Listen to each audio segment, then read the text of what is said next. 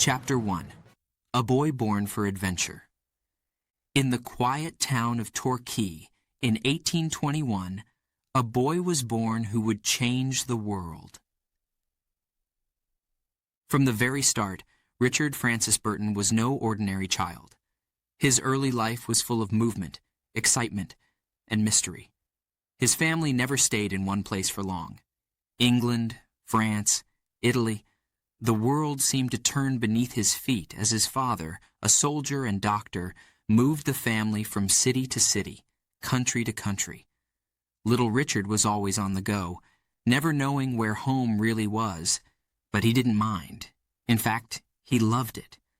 Even as a young boy, he had a restless energy, a burning curiosity that wouldn't let him sit still for long.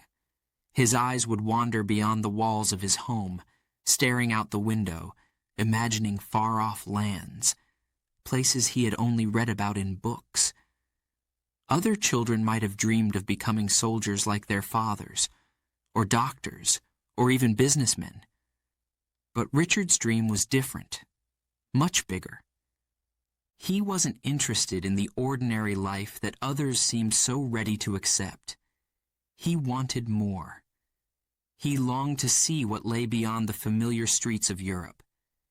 He wanted to feel the heat of the desert sands beneath his feet, to climb the highest mountains, to hear the sound of foreign tongues spoken in markets filled with exotic spices and treasures.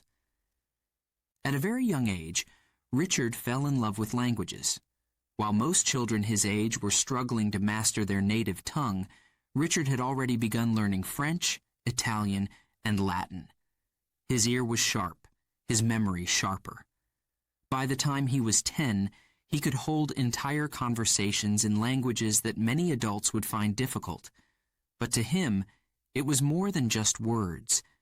It was the key to understanding the world. Every new language was like unlocking a door. Behind each one he found new stories, new ways of thinking, new ideas. But still it wasn't enough. As he grew older, so did his ambition. Richard knew there was so much more out there, so much to explore.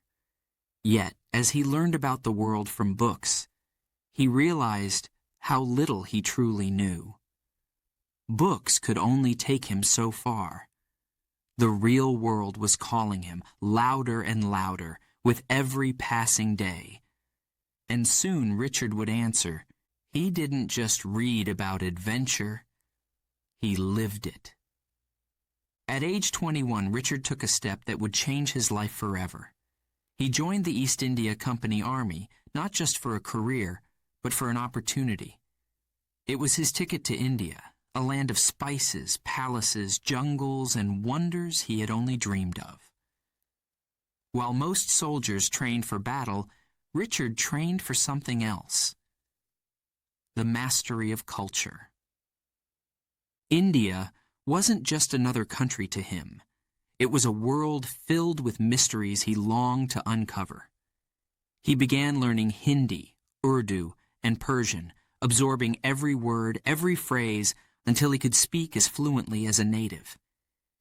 He didn't just study the languages. He lived them. He wanted to understand not just the words, but the people, their customs, their traditions. It was clear from the beginning, Richard didn't fit in with the other soldiers. While they were busy preparing for the next march, he was immersing himself in the streets of the local towns, learning from merchants, travelers, and holy men. He wanted to get closer to the heart of the place, to truly know it. But such passion didn't come without a cost. Not everyone shared his vision. Richard's comrades thought he was odd, maybe even mad. Who in their right mind would spend hours listening to the locals, learning their ways, instead of preparing for battle? They called him names, laughed behind his back, even warned him that he was getting too close to the natives. But Richard didn't care. He wasn't there to impress them. He wasn't there for glory or fame. He was there for knowledge. His heart was set on discovering the truth about the world, no matter the cost. It wasn't long before Richard found himself on a path that no European had ever dared to take.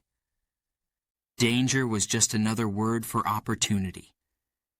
In 1853, Richard made the boldest decision of his life.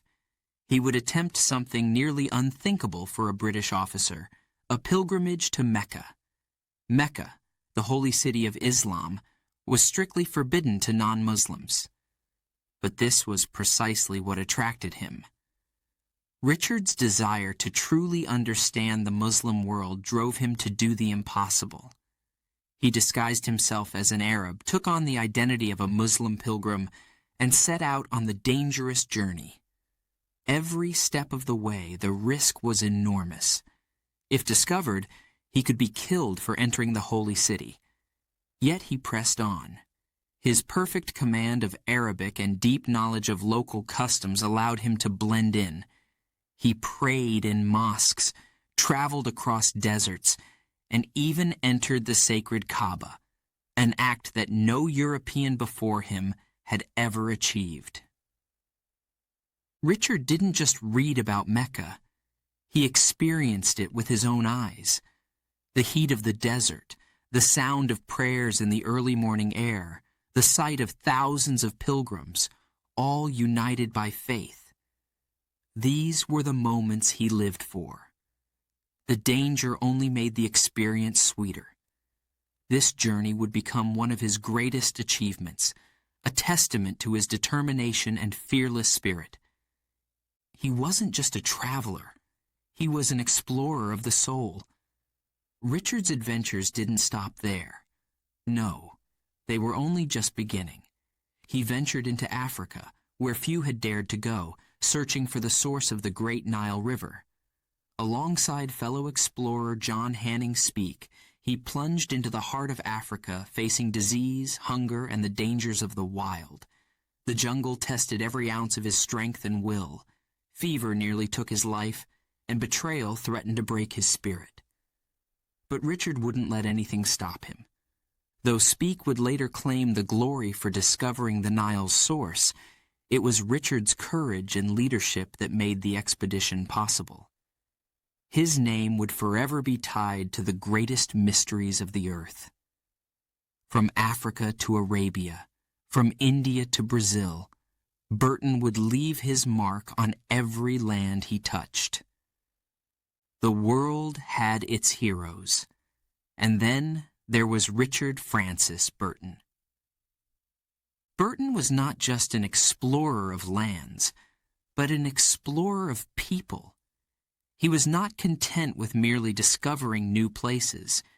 He wanted to understand the people who lived in them, their customs, their beliefs, their hearts. Whether through his daring adventures or his groundbreaking translations of forbidden texts like the Kama Sutra, Burton crossed boundaries that few men dared to even approach. In a world that demanded conformity, Burton chose independence. In a world that feared the unknown, he embraced it. He was not just a man of action, but a man of ideas. And his legacy, one of courage, ambition, and relentless curiosity, would inspire generations of adventurers to come. Chapter 2. The Language of the World. By the age of 10, he could speak 3 languages. By 20, it would be dozens. Richard Francis Burton wasn't like other children. While many boys his age were playing games in the streets, young Richard was lost in words. Books, languages, stories from far-off lands, these were his playgrounds. From the moment he could read, his curiosity about the world grew unstoppable. His father, a stern soldier and doctor, expected him to follow a traditional path. But Richard had other ideas. It wasn't enough to stay in one place, speak one language, or live one life. He wanted to speak with people from all over the world, to understand them. And so, at the age of 10, he had already mastered French, Italian, and Greek. It was just the beginning. He didn't just learn languages, he breathed them. Every new language was like a new puzzle for Richard. French, with its elegance, rolled off his tongue like music. Italian, with its passion, made his heart race. And Greek, it was ancient and mysterious, like stepping back in time. But no matter how many languages he learned, it was never enough. Each one opened a door to a new culture, a new way of thinking, and a new part of the world that Richard needed to explore. He wasn't satisfied with just knowing the words, though. No. Richard wanted to become a part of these cultures. He wanted to know how they thought, what made them laugh, cry, love, and fear. Languages were the keys that would unlock the world's secrets, and Richard was determined to collect every key. The more he learned, the more he realized how little he knew. As Richard's teenage years passed, his thirst for knowledge only grew stronger. He devoured books, not just in English, but in every language he could find. Arabic, Persian, Sanskrit. No language was too difficult. He would sit for hours, studying the strange shapes of unfamiliar scripts, the sounds of syllables rolling off his tongue, as if they belonged to him all along. But the more Richard learned, the more restless he became. Every page he turned, every new word he spoke, made him realize just how vast the world truly was. There were so many places out there, places he had only read about in dusty books, places filled with people whose stories had never been told. The languages he mastered were like maps, leading him closer and closer to these faraway lands. But maps could only take him so far. He had to see these places with his own eyes. He had to hear these voices with his own ears. The world was calling him louder than ever before. By the time Richard reached 20, he was not just a young man full of dreams.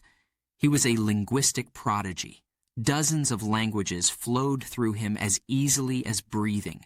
Yet as talented as he was, this gift came with a burden. He could no longer stay confined within the narrow walls of Europe.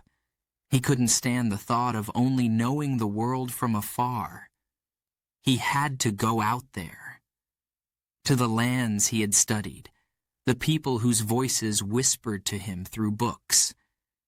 His family, of course, couldn't understand his obsession.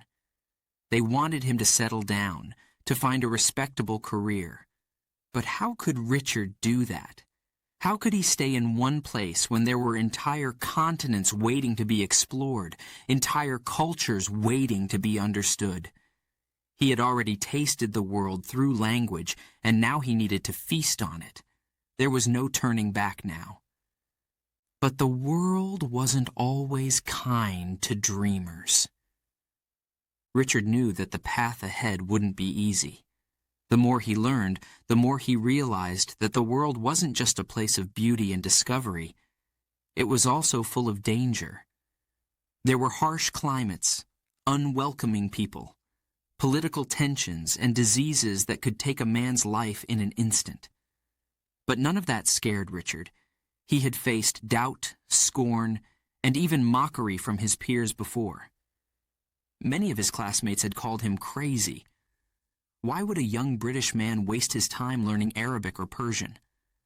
Why bother studying languages spoken in far-off lands when he could focus on the comforts of life at home? But Richard knew better. He knew that those who dared to push beyond the boundaries of what was known were the ones who discovered the greatest treasures. The fire of ambition burned bright within him. With every new language, Richard's ambition grew. It wasn't just about speaking words or understanding cultures anymore. Richard wanted to become a true explorer, someone who ventured into the unknown, not just with his mind, but with his body and spirit. He didn't just want to read about these lands. He wanted to feel the heat of the desert sun, smell the incense-filled markets of Persia, and hear the call to prayer in the crowded streets of the East. But how? How could he begin such a monumental journey? The East India Company offered him a path. It wasn't perfect. He would have to serve as a soldier, march in battles, and face dangers beyond imagination. But it would take him where he needed to go. India. India! The very thought of the country filled Richard with excitement. It was a place of rich history, diverse cultures, and ancient mysteries. He could hardly wait. But India was just the beginning. It was the first step in a grand adventure that would take him deeper into the heart of the world than any book ever could. There was no turning back now, only forward. And so, in the prime of his youth, Richard Francis Burton set off on the journey of a lifetime. His mastery of languages would prove to be his greatest weapon. Not a sword, but a tool that would open doors no soldier could force open. In every town, every city, every village, Richard would use language to connect with people, to earn their trust and respect. Little did the world know that this young man, with his insatiable thirst for knowledge and his fearless heart, would soon become one of the greatest explorers in history. He wasn't just a traveler. He was a man who sought to understand the deepest truths of the world. And with each new word he learned, he came closer to unlocking the mysteries of life itself. Richard Francis Burton wasn't just a boy from Torquay anymore. He was an explorer in the making, a man whose ambitions knew no limits. And the world, well, the world was his to conquer. Chapter 3. The Call of Adventure. Some men dream of comfort. Others dream of conquest. Richard Francis Burton never dreamed of comfort. Comfort was for those who stayed at home, who followed the rules, who played it safe. But Richard, from a young age, had something else burning inside him. Adventure, danger, discovery. He wasn't meant for the quiet life, for the expectations of society. He was meant for more. While others were content, Richard wanted more. As a boy, Richard's rebellious spirit was impossible to ignore. His family, after years of traveling across Europe, had finally settled back in England, hoping for stability. But for Richard, it felt like a prison. The streets of England, the classrooms where he was supposed to sit quietly, the expectations of becoming a respectable young man, it was all too small for him. His teachers, they didn't understand him. They wanted him to fit in, to follow the rules. But Richard couldn't. He refused to be bound by the same routines and lessons day after day. Latin? He already knew it. Mathematics? Useful, but not enough to stir his restless soul. His mind constantly wandered beyond the classroom walls, to places far away where no one had ever been. Places filled with mystery, with danger, with adventure. The world outside was waiting, and Richard knew it. While his classmates were content to follow the path laid out for them, Richard's imagination roamed free. He didn't dream of becoming a doctor like his father, or a soldier like so many other men in England.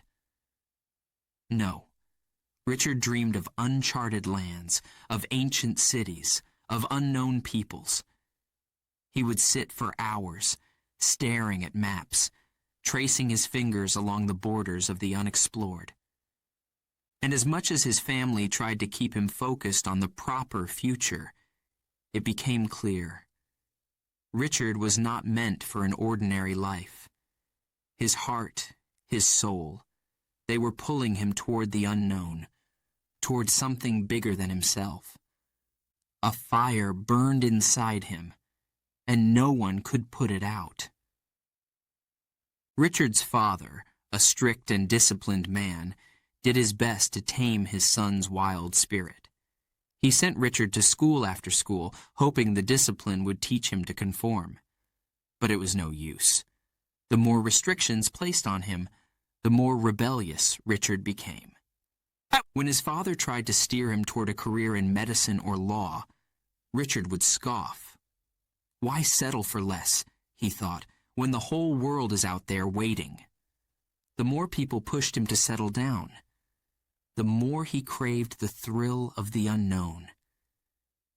He wasn't interested in the comforts of home, in safety, in what was expected. He wanted to chase danger.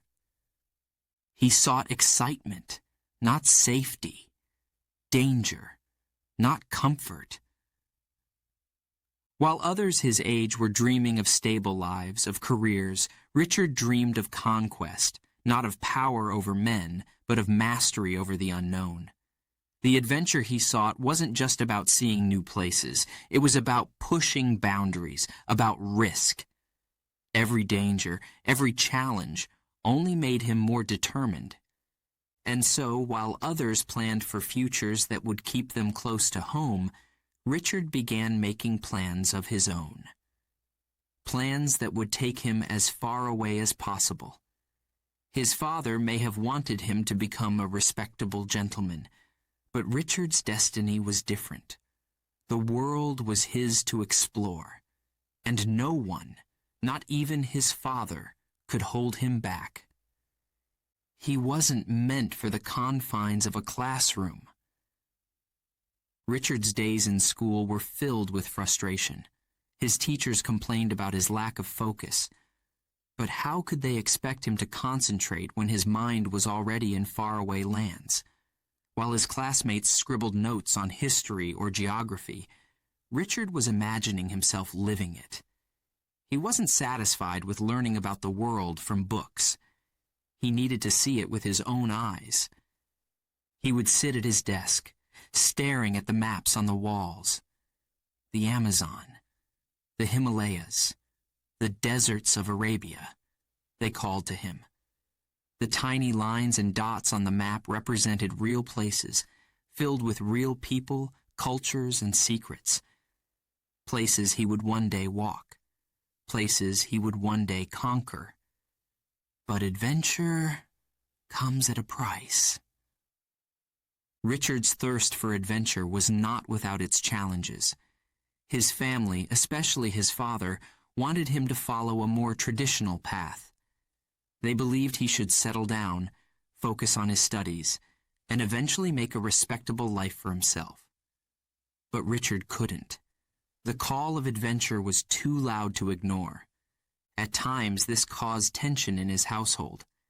His father, a man of strict values, couldn't understand why his son seemed so determined to abandon a comfortable life.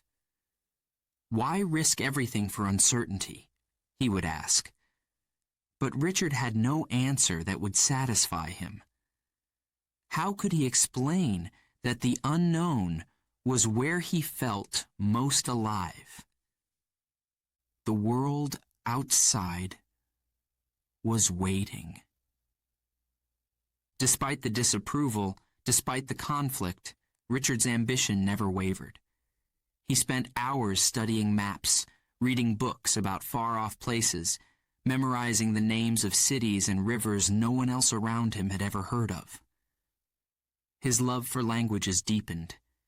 He saw them as tools, ways to connect with the world, ways to unlock its secrets. But no matter how much he learned, he knew it wasn't enough. The world was too big to experience from a desk, too vast to capture in books alone. He needed to feel it, under his feet, on his skin, in his blood. And so, as his youth passed, Richard's desire to escape grew stronger. He craved the unknown. By the time Richard was 21, the opportunity he had been waiting for finally arrived. He joined the East India Company Army.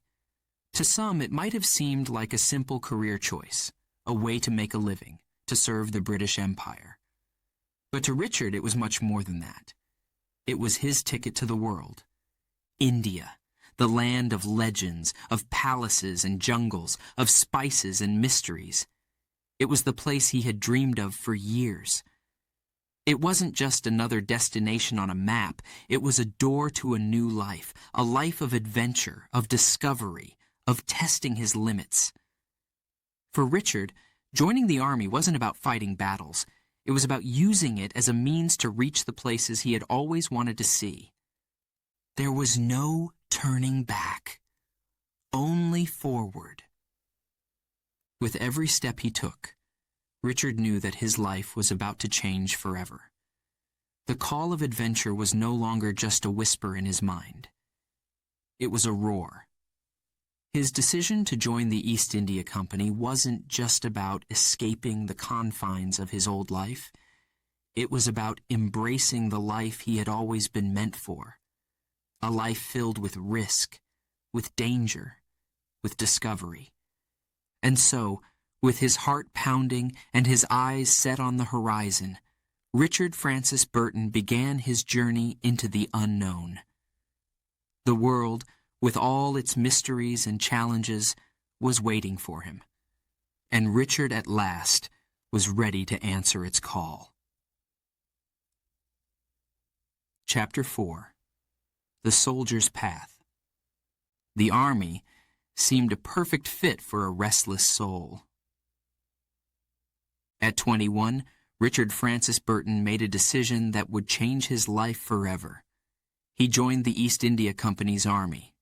To most, it was a career choice, a stable, respectable future in service to the British Empire. But for Richard, it was so much more. The army wasn't just about uniforms and battles. It was a ticket to India, a land of spices, mystery, and cultures unlike anything he had ever imagined. The land of India, a dream come to life. When Richard first heard the word India, it was like a flame had been lit deep inside him. India wasn't just a place on the map. It was a world of its own. A land of palaces and jungles, of bustling markets and ancient temples. The very name stirred his soul, igniting his longing for adventure and discovery. For years, he had read about the East, studied its languages, dreamed of its cities. Now, finally, he would get to see it for himself. The decision to join the army wasn't about war or glory. No, it was about escape. Escape from the confines of England, from the expectations of his family, from the suffocating rules of society. It was his path to freedom, to the world beyond the horizon. A path that would take him to the unknown. The journey to India, the beginning of a new life. As Richard set sail for India, he could feel the excitement coursing through his veins. The journey was long, and the seas were rough, but nothing could dampen his spirits. With every wave that crashed against the ship, he felt himself getting closer to the place he had dreamed of for so long. His mind raced with thoughts of the people he would meet, the cultures he would immerse himself in, the stories waiting to be uncovered. And when at last he set foot on Indian soil, it was everything he had imagined, and more. The heat, the colors, the sounds of the bustling streets, the smell of spices in the air. It was overwhelming, intoxicating. To some, India was a dangerous foreign land, but to Richard, it was home. The East fascinated him. From the moment he arrived in India, Richard was captivated, not by the battles or the military drills, but by the people. The East fascinated him in a way nothing else ever had. The languages, the customs, the rich history that seemed to seep from every stone, every market, every temple. He wanted to understand it all. He wasn't content with just being a soldier. He began studying Urdu, Hindi, and Persian, diving deep into the heart of Indian culture. To most of his fellow soldiers, these were just foreign tongues, strange and hard to understand. But to Richard, each language was a doorway into the soul of a people. And Richard, he wanted to walk through every door. It wasn't the battles that thrilled him, but the stories. While the other soldiers trained for war, sharpening their swords and preparing for the next march, Richard spent his time among the locals.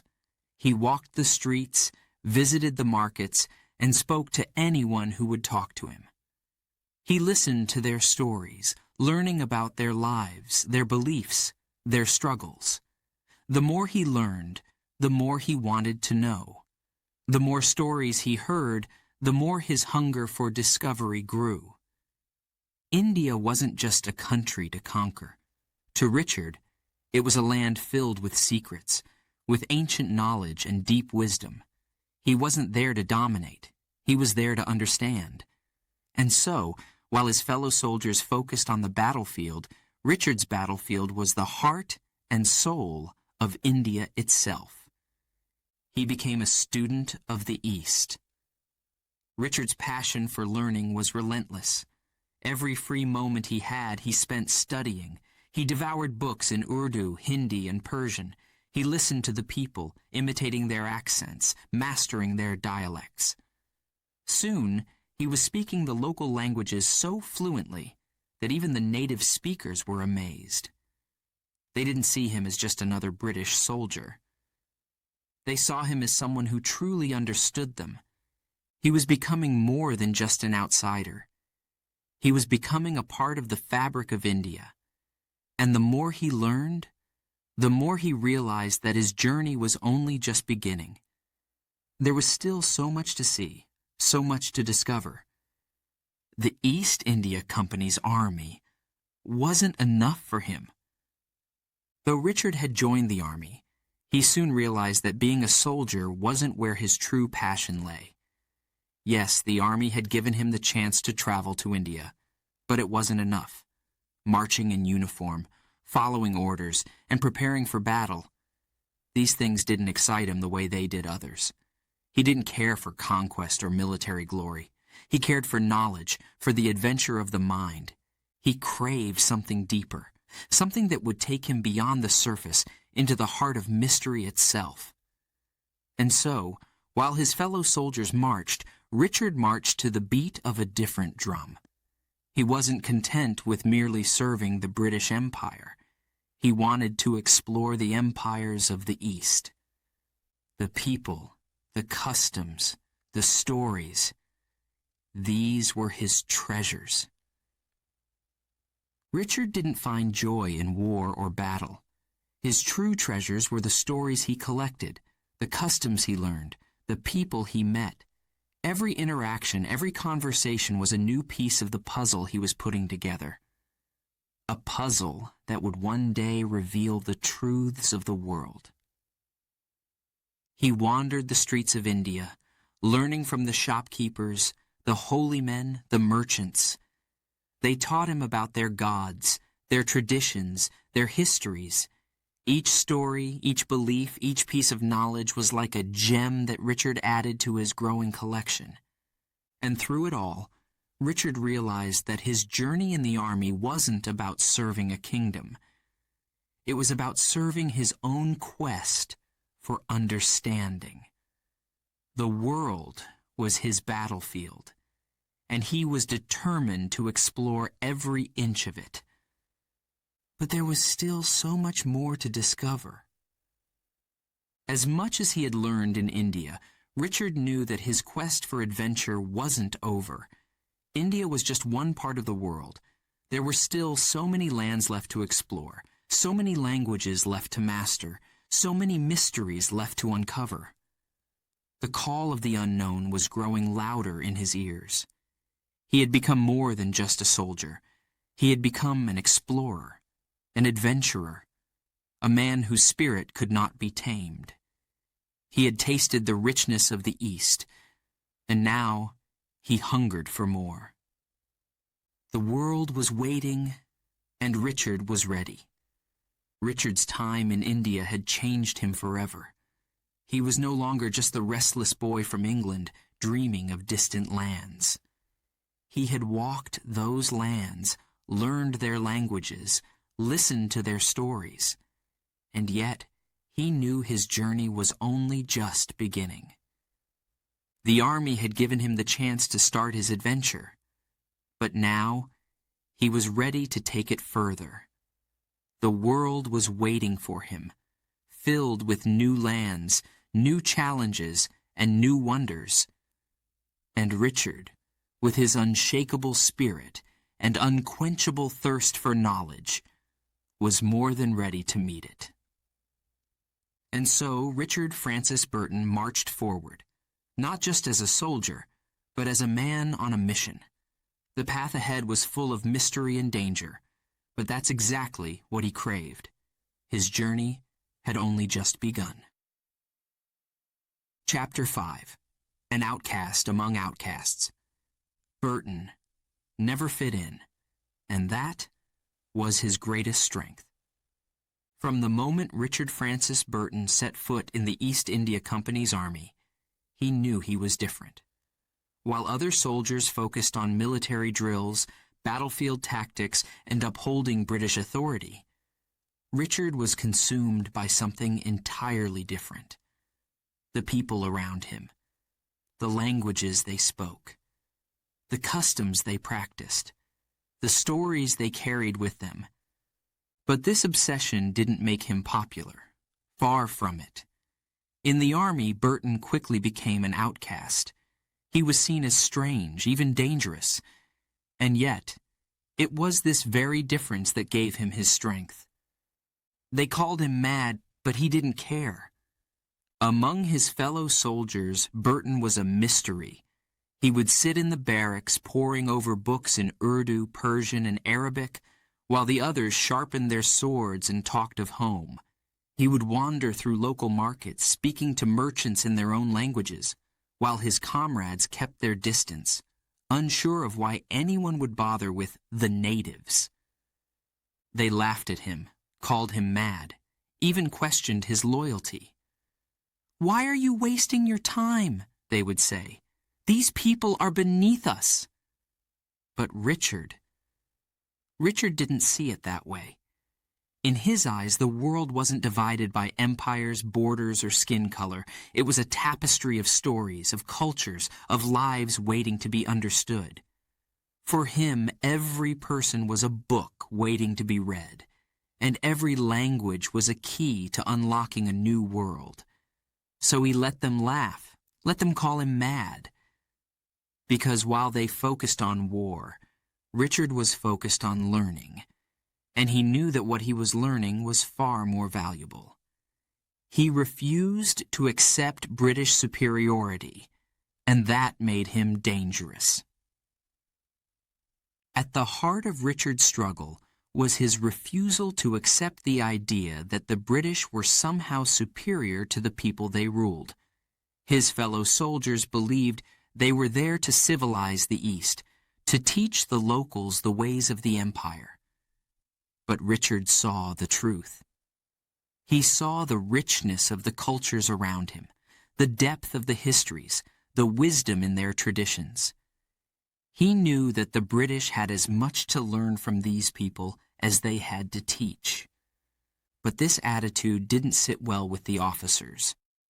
Burton's commanders expected him to be a loyal, obedient soldier, to follow orders without question, and to uphold the British Empire's authority. Instead, they saw a man who was too close to the locals, too interested in their ways, too eager to break down the barriers between East and West. To them, Burton was a problem, a troublemaker, a man who didn't know his place. He was an outcast among outcasts. Even in the army, where the men were far from home, Richard stood alone. The other soldiers, who should have been his comrades, saw him as an outsider. He didn't share their jokes, their concerns, or their prejudices. While they complained about the heat, the food, and the long days, Richard embraced everything that India had to offer. He wasn't interested in gossiping about life back in England. No. He wanted to talk about Sufi poetry, about the Bhagavad Gita, about the mystical philosophies that shaped the lives of the people around him. And so, while his fellow soldiers formed their own close-knit groups, Richard walked his path alone. But that was just fine with him. He wasn't there to fit in. He wasn't there to be one of them. He was there to learn, to understand. And if that made him an outcast, so be it.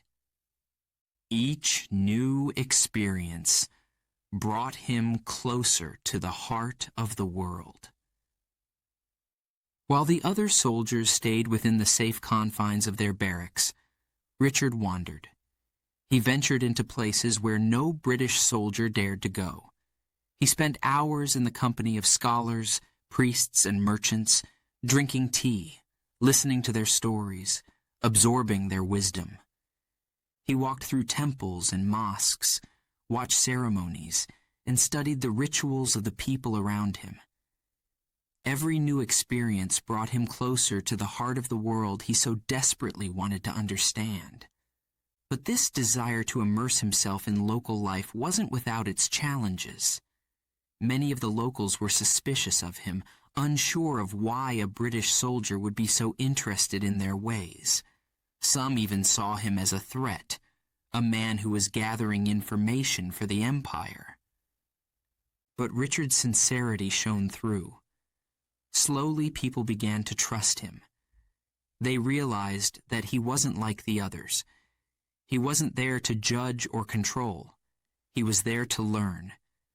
And as they opened up to him, Richard found himself becoming more and more a part of their world. He wasn't there to conform. He was there to learn. Conforming had never been in Richard's nature. He couldn't be the man his father wanted him to be. He couldn't fit into the mold of a typical British officer, but that didn't bother him. He wasn't interested in fitting in. He wasn't there to uphold the status quo. He was there to break it. For Richard, the greatest enemy wasn't an opposing army or a foreign power. It was ignorance, and his weapon against it, knowledge, understanding, immersion. Every language he learned, every story he heard, every new friend he made brought him closer to his goal of unlocking the mysteries of the world. But as much as he loved learning, it wasn't easy being the outsider. There were times when he felt the weight of his isolation, the whispers behind his back, the glares from his fellow soldiers. There were moments when he questioned whether he was on the right path. But in his heart, he knew he couldn't turn back now. The world was too vast, too fascinating, too beautiful to stop exploring. Burton didn't need their approval. He had his own mission. As time passed, it became clear to everyone around him. Richard Francis Burton wasn't going to change. He wasn't going to abandon his quest for understanding just to make his fellow soldiers more comfortable. He didn't need their approval.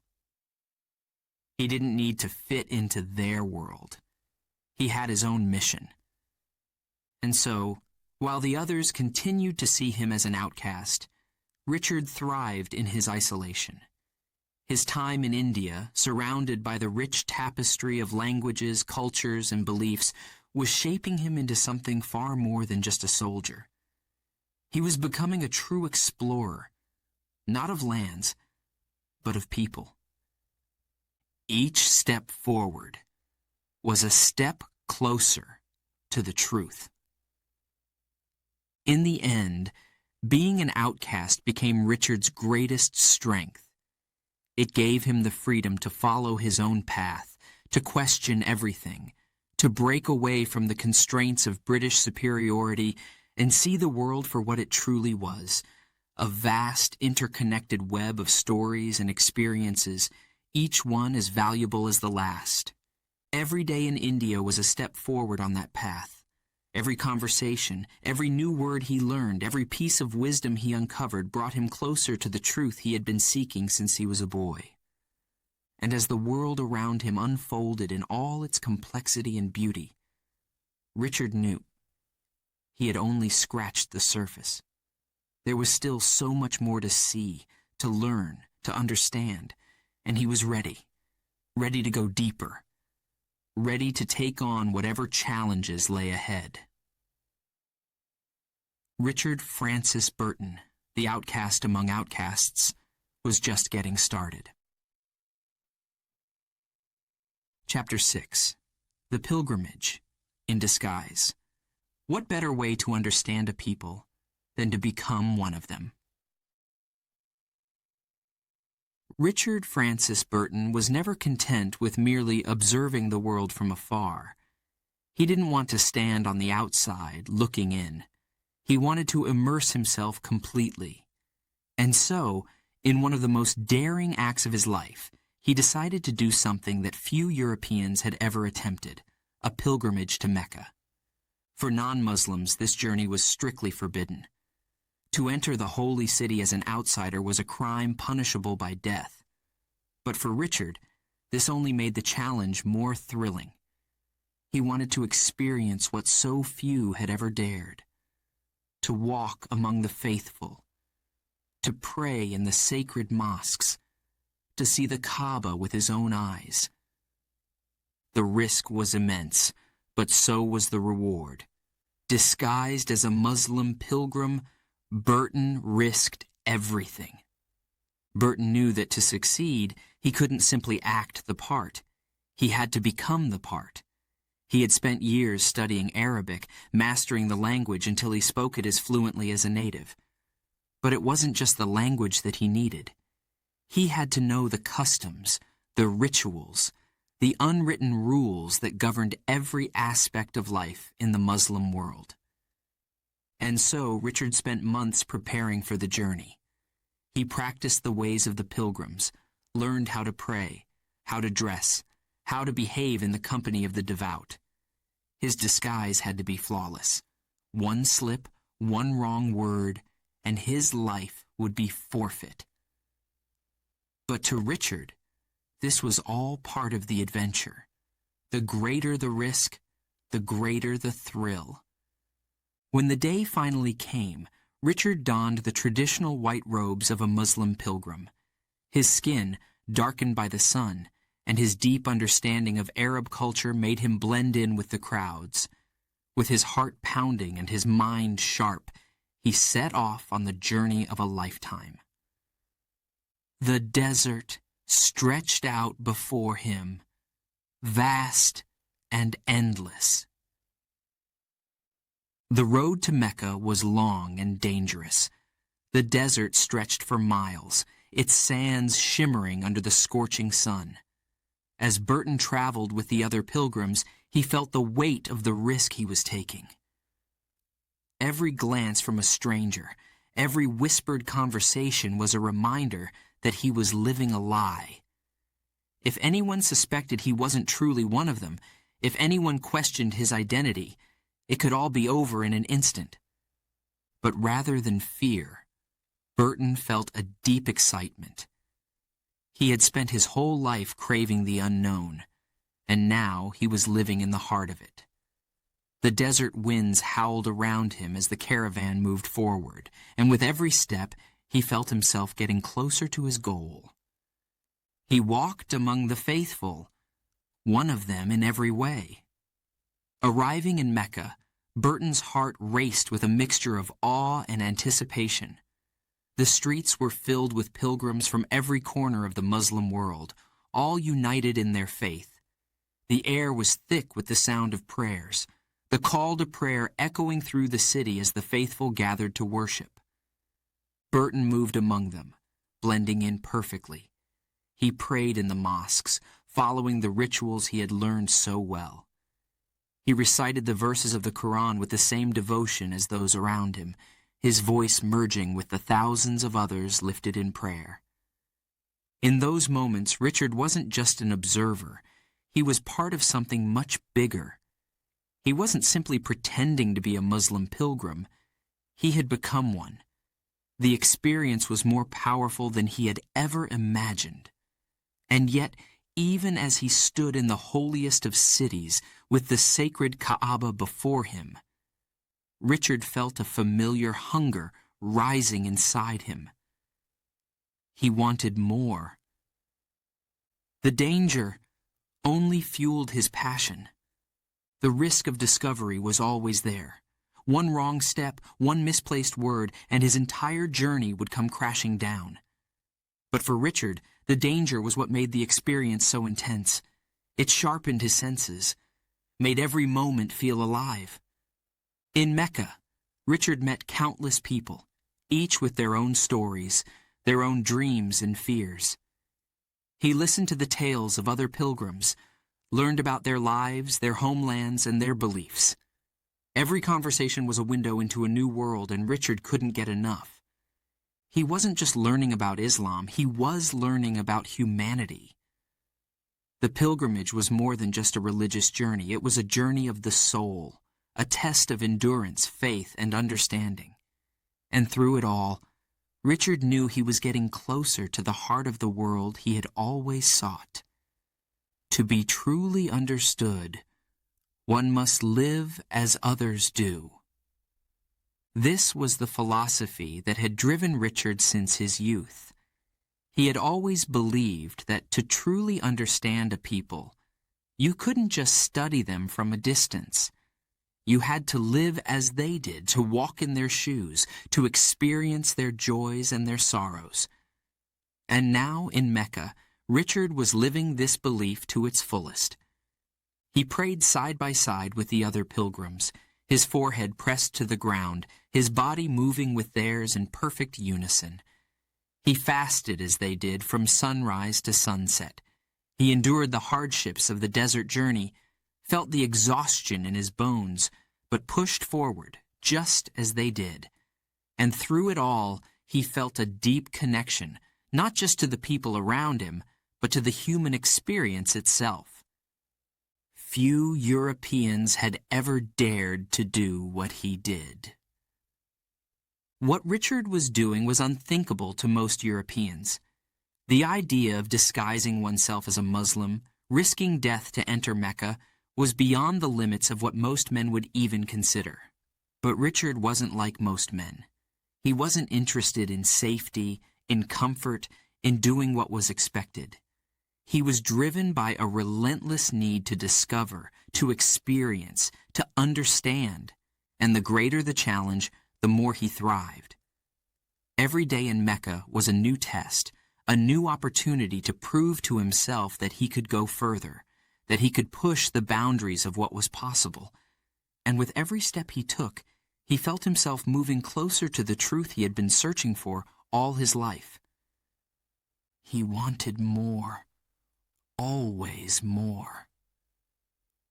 Even after completing the pilgrimage, after standing in the holy city and witnessing the rituals he had only read about in books, Richard's thirst for knowledge was insatiable. He couldn't rest. He couldn't stop. The world was so vast, so full of mysteries waiting to be uncovered, and he had only just begun. He wanted to know more about the people he had met, the cultures he had experienced, the lands he had yet to explore. Every new discovery only opened the door to more questions, more possibilities, more adventures, and so, as he left Mecca, with the desert sands stretching out before him once again, Richard felt a familiar fire burning within him. The world was calling, and he was ready to answer. There was so much more to see, so much more to learn. And Richard Francis Burton wasn't going to stop until he had seen it all. Chapter 7. Into Africa's Heart of Darkness. Africa, the unknown, the untouched, the unconquered. For Richard Francis Burton, the familiar was never enough. He had crossed deserts, walked the sacred streets of Mecca, and spoken languages from every corner of the East. But there was one place that still called to him. louder than any other. Africa. Not the Africa of coastal towns or the edges of the continent, but the deep, mysterious heart of it. Africa, a place where maps ended in blank spaces, where rivers vanished into the unknown. It was a land of legend, untamed and full of secrets, and one mystery, above all, had captured the world's imagination: the source of the Nile. For centuries, explorers, kings, and scholars had tried to find the river's beginning, where it was born, deep in the African wilderness. But none had succeeded. Burton knew. This was the challenge he had been waiting for. The unknown was his home. Burton wasn't satisfied with easy victories. No, he sought out the impossible, the dangerous, the uncharted. And what could be more mysterious, more challenging than the source of the mighty Nile? Alongside fellow explorer John Hanning Speke, Burton set out to solve one of the greatest riddles of the natural world. But this journey wasn't just about discovery. It was a test of endurance, of strength, of will. From the moment they set foot in Africa, they were met with dangers. Disease, exhaustion, hostile environments. Every step forward was a battle. The jungle closed in around them, thick with the sounds of life. Birds calling, insects buzzing, and the constant rustle of unseen creatures.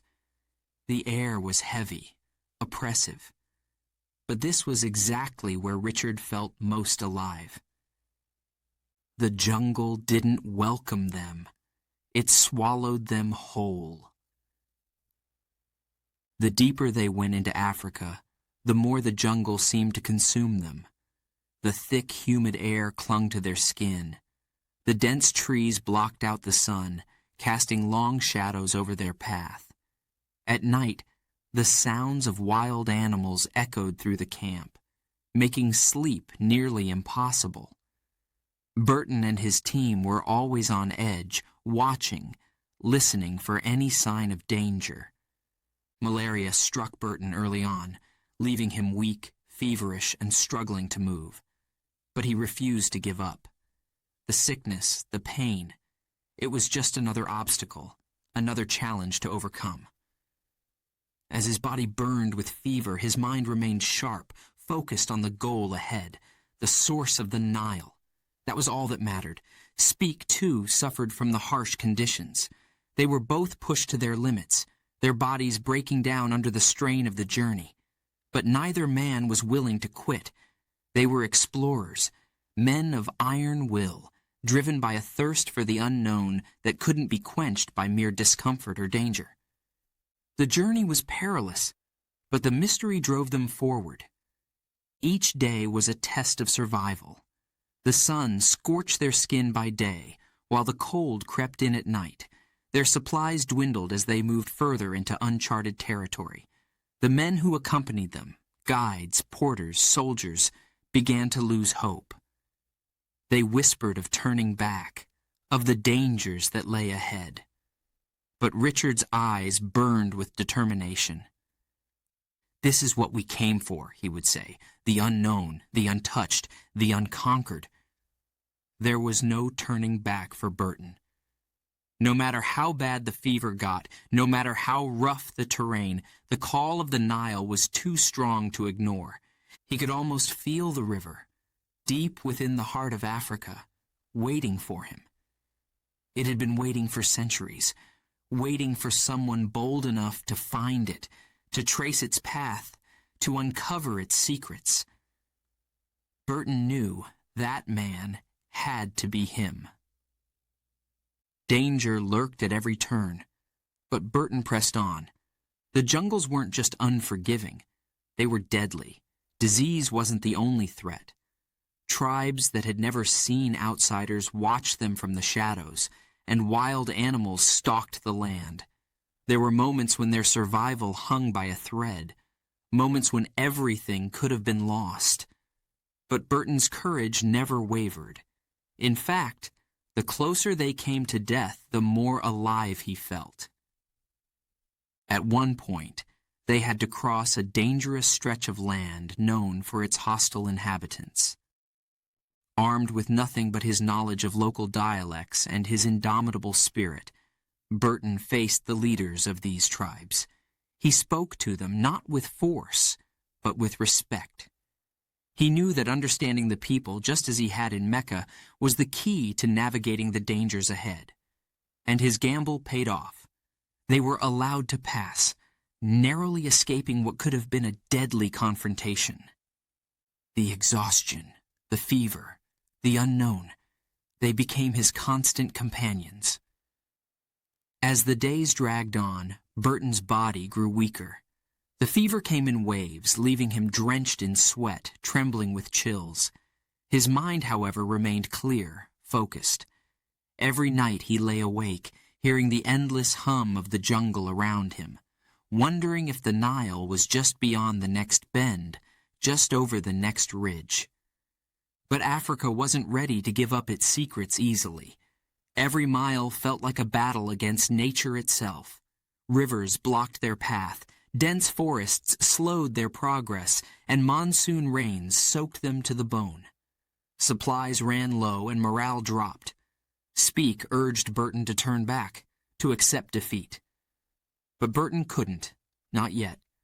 The unknown was his home, and he would not stop until he found the answers. Despite the overwhelming difficulties, despite the near-death experiences, Richard refused to give in. The unknown was his home. He thrived in it. The jungle, the rivers, the fever, they weren't obstacles to him. They were the very things that made him feel alive. He had always sought out the edges of the world, the places where maps ran out, where others feared to tread. And now, here he was, at the very heart of darkest Africa. Burton's dream of finding the source of the Nile wasn't just about discovery. It was about conquest, not of land, but of the unknown. It was a quest to push past the limits of what the world knew, to open doors that had been closed for centuries. But Africa was not kind to its explorers. The Nile remained elusive. Though Burton and Speke pushed further than most, Africa's wilderness took its toll. Burton was forced to abandon part of the expedition when his health deteriorated to the point where continuing meant certain death. The jungle, with all its beauty and terror, had won this round. But Burton, even in his weakest moments, didn't see it as defeat.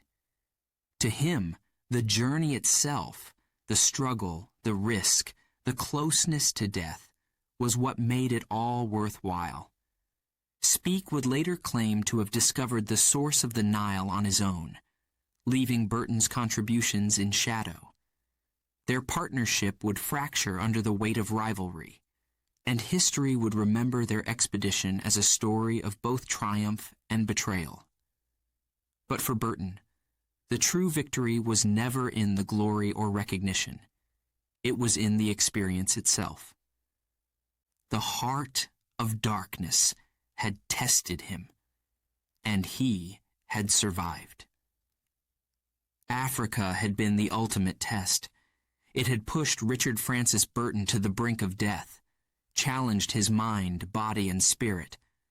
But through it all, he had stood firm.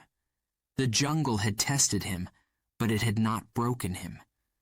The fever had weakened him, but it had not defeated him. In the end, Richard returned from Africa not just as an explorer, but as a man who had come face to face with the wild, with the unknown, and survived. He had walked through the heart of darkness and lived to tell the tale. And so, Richard Francis Burton left Africa not with the prize he sought, but with something much deeper.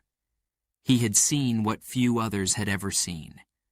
He had faced death and danger with his eyes wide open, and though Africa still held many of its secrets, Richard knew that his journey was far from over.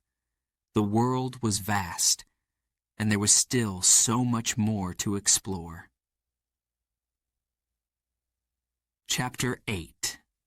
The Fever, the Jungle, and the Betrayal.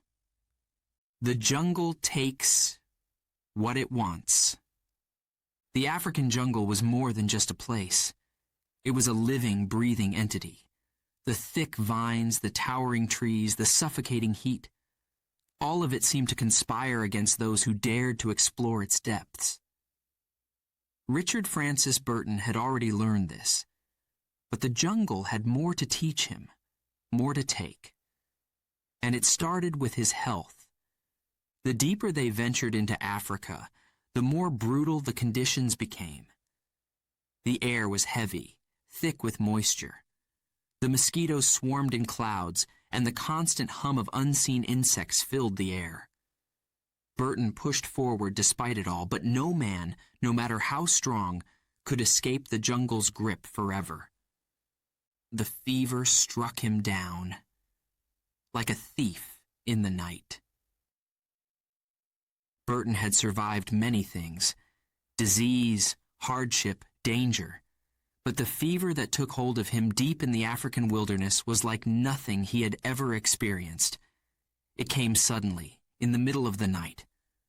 One moment, he was sweating from the oppressive heat. The next, shivering uncontrollably. His body burned, his skin hot to the touch, but still he felt cold. His vision blurred, and his head swam with confusion. He had known this would be part of the risk. The jungles of Africa were infamous for their deadly diseases: malaria, dysentery, typhoid. But knowing the risks and facing them were two very different things.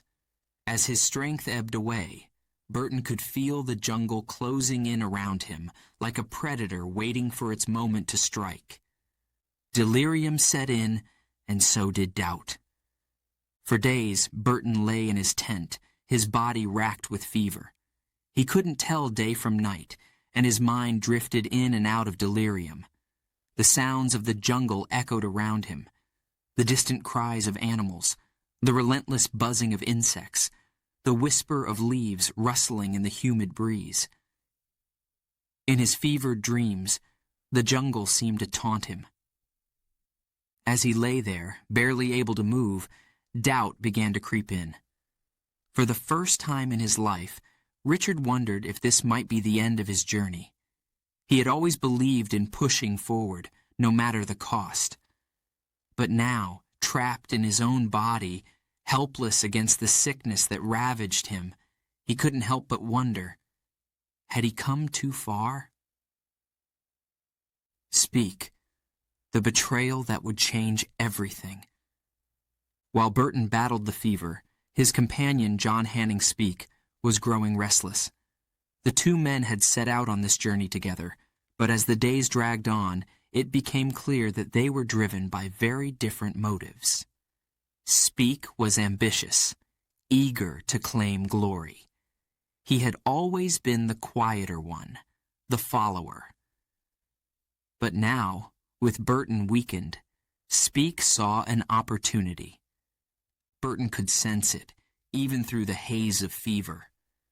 Speke wanted to move on. He wanted to press forward without him.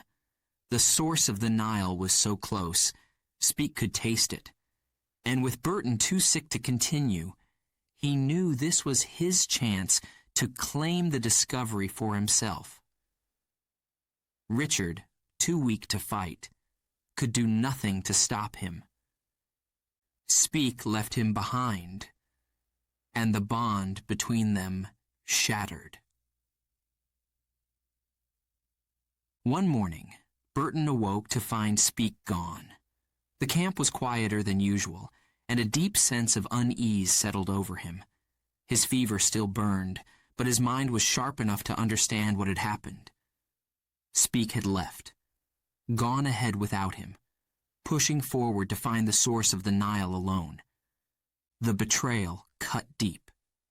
Burton had trusted Speke. They had faced the dangers of Africa together, side by side. But now, when Burton was at his weakest, Speke had abandoned him. The Nile, the great mystery they had both set out to solve, would be Speke's prize alone, if he found it. For Burton, it wasn't just the loss of a friend. It was the loss of trust. Speke had broken their partnership, their bond, and the discovery of the Nile, if claimed by Speke alone, would tear them apart forever. But even weakened, Burton refused to surrender. Lying in his tent, body drenched in sweat, muscles aching from the fever, Burton felt the weight of defeat pressing down on him. Speke was gone, the source of the Nile slipping out of his grasp. But even then, even at his weakest, Richard Francis Burton refused to give in. He wasn't a man who surrendered. The jungle might take what it wanted, but it wouldn't take his spirit. Slowly, over the course of days, Burton's strength began to return. He fought the fever with every ounce of willpower he had. He wasn't done yet. His journey wasn't over. Speke might have abandoned him, but that didn't mean the mission was lost. Burton was determined to continue, to push forward no matter how impossible the odds seemed. The betrayal had wounded him, but not broken him. When Burton finally regained enough strength to travel, he set out again. He was slower, weaker, but his mind was more determined than ever. Speke's betrayal had wounded him deeply, but it had also ignited a fire within him. This wasn't about the Nile anymore. It was about proving that he wouldn't be defeated by Speke, by the jungle, by anything. As he moved through the wilderness, Burton knew that this chapter of his life would be marked by the betrayal that had changed everything. Speke would later claim to have found the source of the Nile, and history would remember his name. But Burton knew the truth. He knew that Speke's victory had come at a cost, one that would haunt both men for the rest of their lives. His mission was not yet over, his spirit unbroken. The journey through Africa had tested Burton in every possible way, physically, mentally, and emotionally. He had faced disease, the harshness of the jungle, and the ultimate betrayal. But through it all, he had refused to be broken. His spirit, though battered, remained strong. He hadn't found the source of the Nile. That victory, for now, belonged to Speke. But Richard knew that his journey wasn't over. Africa had taken its toll on him, but it had also given him something: resolve. There were still mysteries to uncover, still lands to explore, still adventures waiting for him beyond the horizon. The fever had tried to claim him. The jungle had tried to stop him. Speke had betrayed him, but Richard Francis Burton was still standing, still fighting, still moving forward. The jungle had taken much, but it hadn't taken him. In the end, the jungle had taken what it always did: time, energy, trust.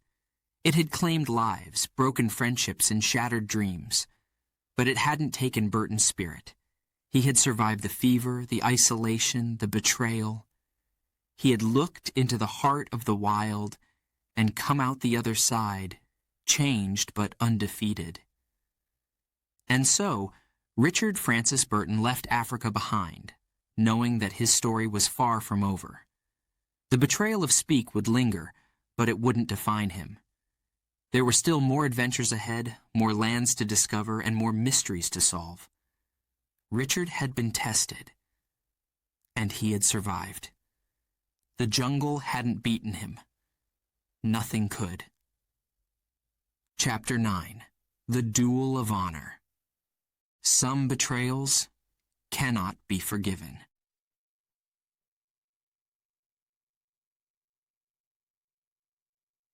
Back in England, the air was thick with controversy.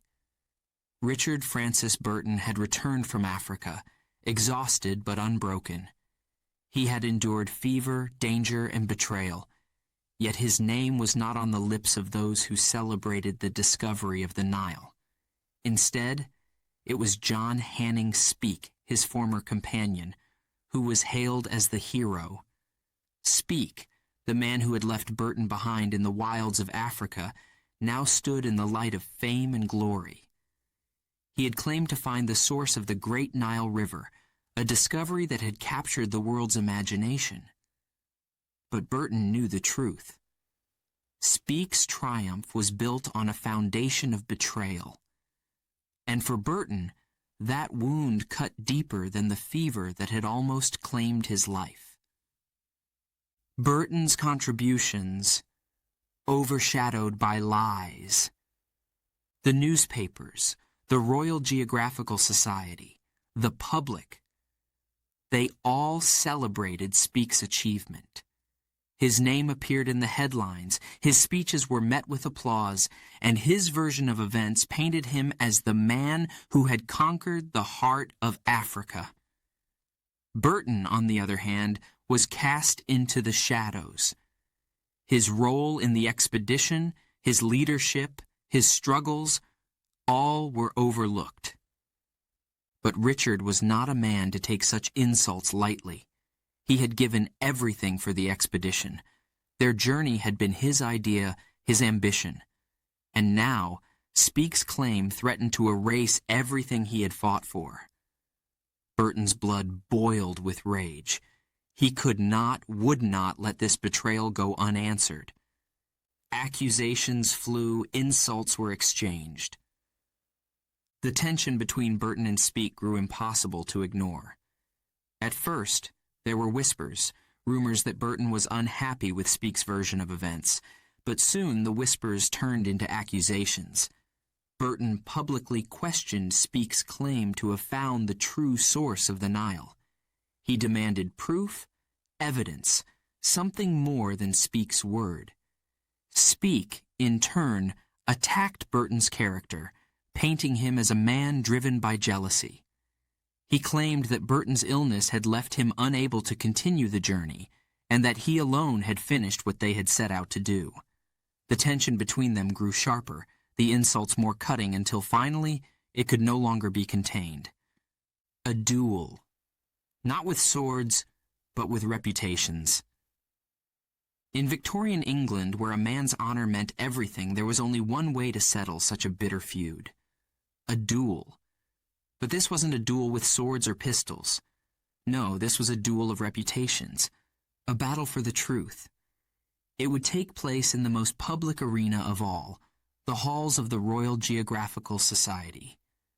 There, Speke would present his findings, his account of the journey, and Burton would be given the chance to respond. The world watched, waiting to see who would emerge victorious. The stakes were high. For Speke, it was a chance to solidify his place in history. For Burton, it was about reclaiming his honor, about proving that he had not been defeated by the jungle, the fever, or the betrayal of his former friend. Burton would not let Speke's fame outshine the truth. As the day of the debate approached, the tension between the two men reached its peak. Burton prepared his arguments with the precision of a swordsman sharpening his blade. He knew that this was his chance to reveal the truth, that Speke had abandoned him, that their partnership had been broken not by illness, but by ambition and betrayal. But Burton also knew that the world loved a hero, and right now, Speke was the hero of the story. He had been celebrated, praised, and honored by the public. Burton was seen as the challenger, the man seeking to tear down a hero's victory. It was an uphill battle, but Burton had never backed down from a fight. The duel of words, the clash of egos. When the day arrived, the room was packed with members of the Royal Geographical Society, explorers, scientists, and the press. The air was thick with anticipation. Speke took the stage first, delivering his account of the expedition with confidence. He described the dangers they had faced, the hardships they had endured, and his final triumph in discovering what he claimed to be the true source of the Nile. But when Burton took the stage, the room fell silent. His eyes burned with the fire of a man who had been wronged, but who was ready to fight for the truth. He spoke with the passion and eloquence of a man who had lived through every moment of the journey. He described the fever that had nearly claimed his life, the dangers they had faced together, and how Speke had abandoned him when he was at his weakest. The words were sharp, piercing. Burton made it clear that Speke's account was incomplete, that his discovery of the Nile's source was questionable at best. The room was divided. Some sided with Burton, others with Speke. But the tension between the two men was palpable. But fate would not allow the battle to be fought to the end. Just as it seemed the two men were destined for a final confrontation, fate intervened. The day before the official debate was set to take place, Speke was found dead, a gunshot wound. The official report ruled it an accident, but rumors swirled, whispers of suicide, of the pressure and the rivalry between him and Burton becoming too much to bear. For Burton, it was a strange and hollow victory. The man who had betrayed him, the man who had claimed his glory, was gone. But the truth remained elusive. Speke's death cast a shadow over everything. There would be no final duel, no public reckoning. The world would never know the full story. Burton knew the truth, but history loved a hero. In the years that followed, Speke's name would be remembered as the man who had found the source of the Nile, despite the doubts that surrounded his claim. Burton, though respected and admired for his other achievements, was often seen as the outsider, the man who had failed to bring home the prize. But Richard knew the truth. He had lived it. He had endured the fever, the betrayal, and the crushing weight of being overshadowed by a man who had once been his companion. And though history might favor the victor, Burton's spirit remained unbroken. In the end, it wasn't the Nile that defined Richard Francis Burton. It was his relentless pursuit of knowledge, his refusal to accept defeat, and his willingness to challenge the status quo. The duel had not ended the way he had hoped, but for Burton the journey was always more important than the destination. Some betrayals cannot be forgiven, but they can be overcome. Burton would continue his explorations, his translations, his unending quest for understanding. The betrayal that had once threatened to destroy him would become just another chapter in his remarkable life. He had been tested by the jungle, by fever, and by the betrayal of a friend, but he had come through it all stronger.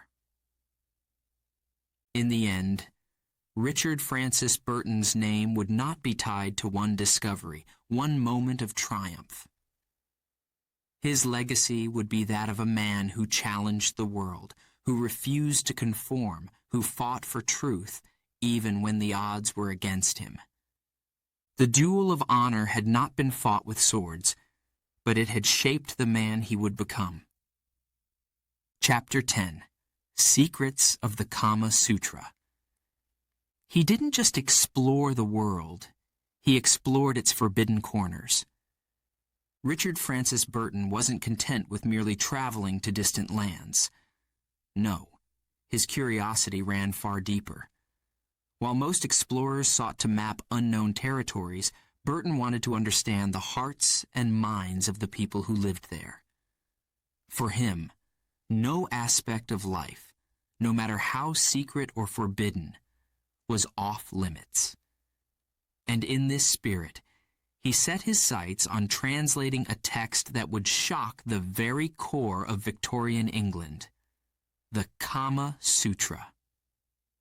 The Kama Sutra, a book that whispered secrets from another world. The Kama Sutra was more than just an ancient Indian text. It was a window into the hidden aspects of life, the desires, the relationships, the intimate connections that most in the West didn't dare to talk about. But for Burton, such things were not to be feared or silenced. They were to be understood. He had spent years immersing himself in the languages and cultures of the East, becoming fluent in the ways of the people he encountered. But he knew there was still more to learn, more truths hidden beneath the surface. The Kama Sutra, a text that explored the art of love, human relationships, and sexuality, was a key to unlocking one of the deepest corners of the human experience. Victorian England was not ready for what Burton had to offer. Burton's decision to translate the Kama Sutra was not just bold, it was scandalous. Victorian society was built on strict codes of morality and decorum. Public discussions of sexuality were considered taboo, a world best left in the shadows. But Richard, with his unquenchable thirst for knowledge, believed that no part of human life should remain hidden. As he worked on the translation, Burton knew what he was doing would outrage his peers. He knew the text would challenge the very foundation of Victorian morality, pushing the boundaries of what was considered acceptable. But that only made him more determined. He had spent his life crossing boundaries, geographical, cultural, and now moral. He dared to bring hidden worlds to light. The Kama Sutra wasn't just a manual about physical intimacy, as many in the West would come to believe. It was a profound exploration of human relationships, an ancient text that offered insight into the way people connected on both an emotional and spiritual level. It wasn't just about the body, it was about the soul.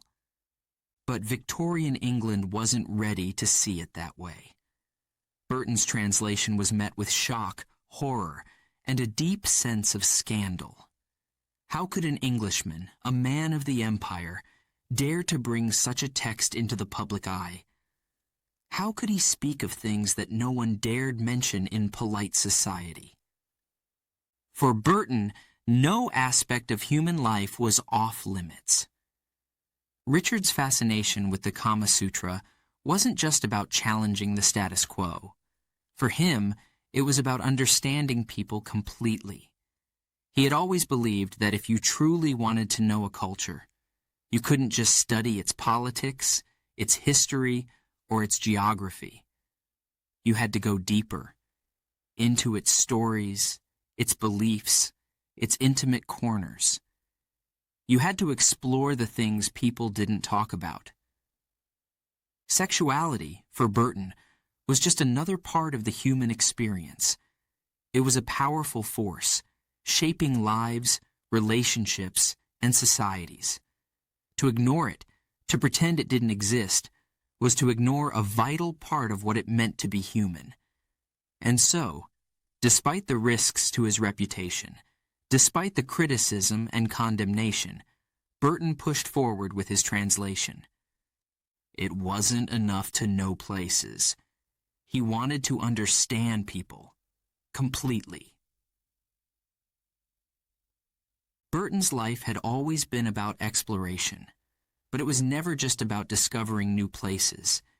He didn't just want to map the world, he wanted to connect with it, to unravel its mysteries, and he knew that to truly understand a people, you had to understand all aspects of their lives, their loves, their passions, their fears. The Kama Sutra gave him a way to dive deep into the human psyche, to explore the relationships that defined people's lives, from the royal palaces to the humble homes of India. Burton believed that such knowledge was important, that the West could learn from the East's openness about these matters. He crossed boundaries of morality, daring to go where few dared to follow. For Burton, boundaries were meant to be crossed. Whether they were lines on a map or lines drawn by society's moral code, he was always drawn to what lay beyond them. The Kama Sutra, with its frank discussions of love and intimacy, was a boundary no one in England had dared to cross before. But Burton didn't fear the scandal. It was just another challenge, another adventure. His translation wasn't just a scholarly exercise. It was an act of defiance. He was challenging the very fabric of Victorian society, daring to suggest that there was more to life, more to humanity, than what the rigid moral standards of the time allowed. And in doing so, he opened up conversations that had long been silenced. The scandal was inevitable. When Burton's translation of the Kama Sutra was finally published, the reaction was exactly what he had anticipated. The newspapers were filled with outrage. The public was scandalized. Critics attacked Burton's character, accusing him of immorality, of polluting the minds of the British people with foreign ideas and indecency. They couldn't believe that a man of his stature, a famous explorer, would involve himself in something so shocking. But Burton didn't flinch. He had never cared for the approval of society. He had spent his entire life going where others wouldn't, learning what others feared and challenging the ideas that people clung to so tightly. The scandal that surrounded his translation only confirmed what Burton had known all along. He had touched a nerve. He delved into the human experience and emerged unafraid. For Burton, the Kama Sutra was just another step in his lifelong journey to understand the world, to understand people. He had walked through deserts, trekked through jungles, prayed in mosques, and sat at the feet of scholars. Now, he had ventured into the forbidden corners of human experience, and once again, he had emerged unafraid. He had challenged the conventions of his time, pushed the boundaries of what was considered acceptable, and in doing so, he had revealed a truth that Victorian society had long tried to ignore, that the human experience was far more complex, far more beautiful, and far more messy than they were willing to admit. No secret, no corner of the world was off limits for Richard Francis Burton. And so, Richard Francis Burton's legacy grew, not just as an explorer of lands, but as an explorer of the human soul. He had gone where few dared to follow, unearthing secrets and bringing them into the light. He had challenged the world's notions of morality and shown that knowledge, no matter how forbidden, was always worth pursuing. Burton was never satisfied with the surface. He always wanted to go deeper, to push beyond the boundaries of what was known, what was safe, what was acceptable. And through his work, through his translations, he left a mark on the world that could never be erased. The Kama Sutra was just one of many doors he opened, one of many secrets he uncovered in his quest to understand the world, not just as it appeared on maps, but as it existed in the hearts and minds of people everywhere. Chapter 11. The Shadow of Failure. For all his achievements, there was always failure. Richard Francis Burton had explored the farthest reaches of the world, ventured into forbidden lands, mastered languages that few Europeans could understand, and brought ancient knowledge into the light. He had stood at the crossroads of cultures, daring to go where others feared. Yet, for all his incredible achievements, there was always a shadow that followed him, a shadow of failure. Burton didn't fit the mold of a typical British hero. He was too bold, too rebellious, too unwilling to follow the rules that others lived by. And because of this, many of his greatest triumphs were dismissed or overshadowed by the very people he had hoped to inspire. The world wasn't ready for Richard Francis Burton. He was too rebellious, too unconventional. In Victorian England, heroes were expected to be polished, proper, and loyal to the values of the empire. But Burton, he broke every rule. He challenged authority, questioned tradition, and crossed boundaries that society wasn't ready to see crossed. He didn't just travel to distant lands. He immersed himself in them, living among the people, learning their customs, respecting their beliefs. This made him an outcast among his own. His fellow explorers often saw him as too different, too wild. While others focused on glory and recognition, Burton sought understanding. He was a man who walked among the people of the East, dressed in their clothes, spoke their languages, and ate their food. For some, this made him suspicious. How could a British man truly understand those he had been sent to rule? For all his adventures, many of his triumphs were overshadowed. Burton's accomplishments were staggering, yet time and again he found himself standing in the shadow of others. His pilgrimage to Mecca, disguised as a Muslim, had been a feat few Europeans dared to even imagine, yet it was met with skepticism and dismissal. His journeys into Africa, where he ventured deeper than many before him, were clouded by the betrayal of John Hanning Speke, whose claims overshadowed Burton's contributions. Even his translations, his groundbreaking work on the Kama Sutra, were met with scandal and shock rather than the intellectual admiration he had hoped for. Society wasn't ready for the truths he brought back from the East. The world, it seemed, wasn't ready for Richard Francis Burton. The world wasn't ready. But Burton knew what he had done. Through it all, Burton never wavered in his belief in himself. He knew what he had done. He knew the places he had seen, the dangers he had faced, the knowledge he had gathered, the dismissals, the accusations, the scorn. None of it could take away from the fact that he had lived what others only dreamed about. Burton had walked the streets of Mecca, prayed in mosques where no other European had ever dared to tread. He had stood at the edge of Lake Tanganyika, gazed upon the heart of Africa, and lived to tell the tale. And he had brought the secrets of the East to the West, sharing knowledge that had been hidden for centuries. Failure was never the end for Burton. Despite the setbacks, despite the disappointments, Burton never saw failure as the end. To him, it was part of the journey. Each failure was a lesson, a stepping stone to something greater. The betrayal by Speke, the dismissal by the Royal Geographical Society, the scandal over his translations, all of it only fueled his determination. He didn't need the world's approval. He had always walked a path of his own making. The explorer's life wasn't about recognition or fame, it was about discovery. And in his heart, Burton knew he had discovered more than most could ever imagine. He didn't fit into the mold of a British hero, and he didn't want to. Burton's refusal to conform wasn't just a rebellion, it was a deliberate choice.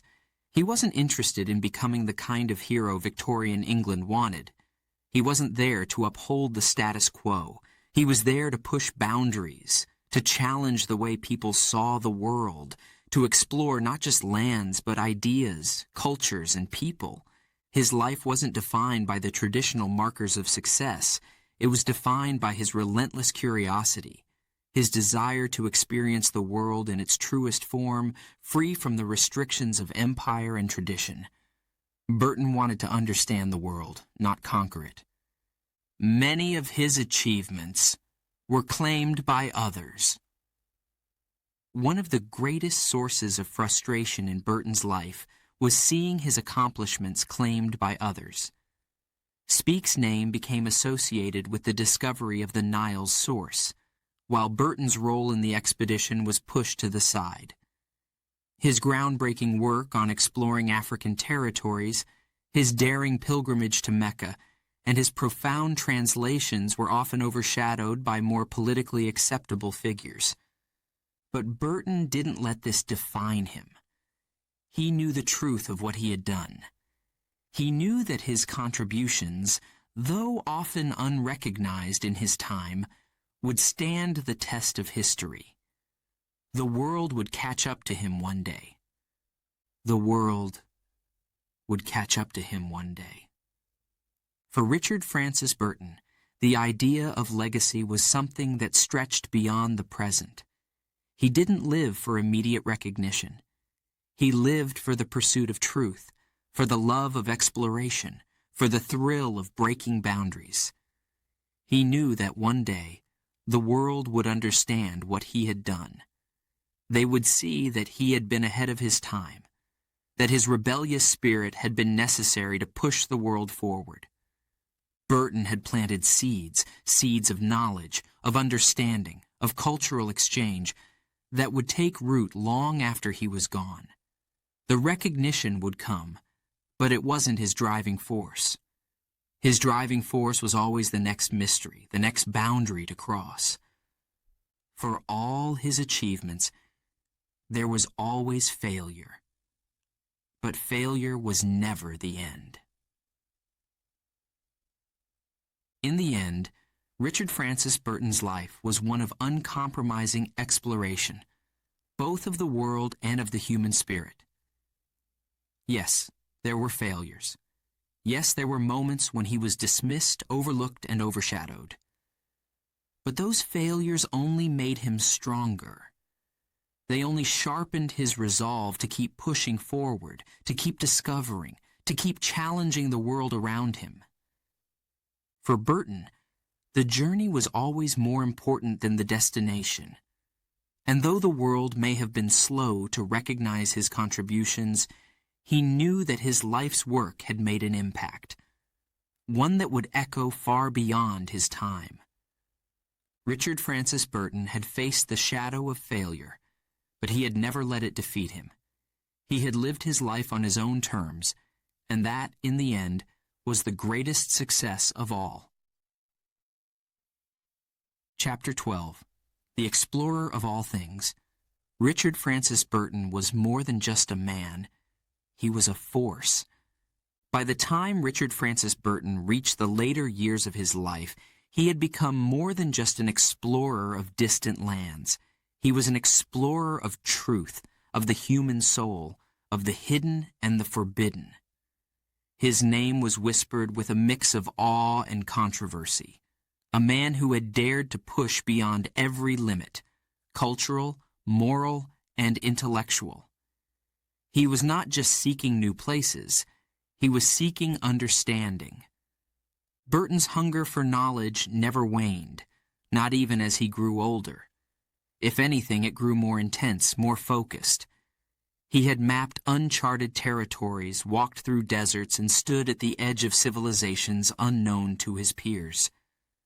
But now, his explorations turned inward, into the depths of the human experience. He sought truth in everything. Nothing was off limits. For Burton, truth was the ultimate prize. It wasn't enough to know the shape of a river or the location of a city. He wanted to understand the people, their beliefs, their desires, and the things that shaped their world. His translations of ancient and forbidden texts, like the Kama Sutra and the Arabian Nights, were as much a part of his exploration as his travels through Africa or Arabia. Burton didn't see these texts as mere curiosities. He saw them as windows into the human soul. He was fascinated by the way different cultures approached love, honor, faith, and even death. For him, these were the true maps of life, maps that showed how people thought, how they lived, and what they held dear. And he was determined to translate that understanding for the Western world, no matter the cost to his reputation. For Burton, Exploration wasn't just about maps or rivers. It was about breaking boundaries. Every step Burton took, whether through the scorching deserts of Arabia or the dense jungles of Africa, was more than just a journey of discovery. It was a journey of defiance. He refused to be confined by the boundaries others accepted, boundaries of geography, of mind, of spirit. Burton was a man who questioned everything. He questioned the authority of empire, the superiority of Western civilization, and the moral codes that sought to silence uncomfortable truths. In Victorian England, this made him an outsider, dangerous even. But Burton never cared about fitting in. He cared only for what lay beyond the horizon of accepted thought. He pushed boundaries not just by going where no European had gone before, but by thinking what others dared not think. Whether he was translating texts that explored human sexuality or writing about the rituals and religions of the people he encountered, Burton always aimed to break down the walls that separated people from one another and from their true selves. He was a man who lived life to the fullest, who never stopped questioning. Even in his later years, Burton's restless spirit refused to be tamed. His mind was always active, always searching, always asking why. Why did people believe what they believed? Why were some aspects of life celebrated while others were hidden away in shame? For Burton, every question led to more questions, and that was exactly how he liked it. He never stopped writing, his pen as sharp as his wit, his works filled with the knowledge he had gathered over a lifetime of exploration. His translations of the Arabian Nights, filled with tales of magic, adventure, and human folly, were just as daring as his physical journeys. The stories he brought to life were often sensual, filled with passion and danger, and they shocked the sensibilities of his Victorian readers. But Burton saw these stories for what they were, reflections of the human spirit, unfiltered and raw. He never stopped searching, and that made him more than an explorer of lands. Burton's search was never just for new territories. It was for truth, for understanding, for the deepest mysteries of what it meant to be human. And in that search, he was relentless. He had seen the world in all its beauty and cruelty, in all its grandeur and shadows, and he understood that the greatest exploration was not of the earth itself, but of the soul that lived within it. He explored not just the physical world, but the world of ideas, of philosophies, and of beliefs. No subject was too dangerous, too controversial, or too sacred for Burton to examine. He delved into the rituals of death, the philosophies of life, the nature of God and faith, always seeking to understand rather than judge. For Burton, the journey was never about finding final answers.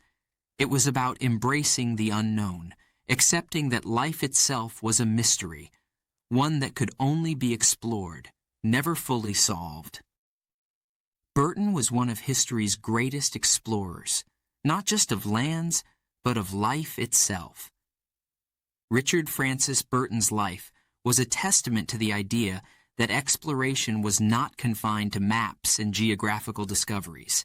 It was about breaking through the boundaries that people placed on their minds, their bodies, and their spirits. He had journeyed to places no one else had gone. But he had also ventured into the depths of human existence. He had uncovered secrets, not just of the deserts and jungles, but of the human heart. He had lived life without fear, without boundaries, and without apology, and in doing so he became something more than just an explorer. He became a force, a man whose life itself was a journey of endless discovery. For Richard Francis Burton, there were no final destinations, only endless horizons. Even in his final years, Burton never stopped looking to the horizon, never stopped dreaming of the next adventure, the next question, the next discovery. The world had not always been kind to him. He had faced failure, betrayal, and rejection. But he had always endured, always kept moving forward. Richard Francis Burton's legacy is not just that of a man who explored the far corners of the earth.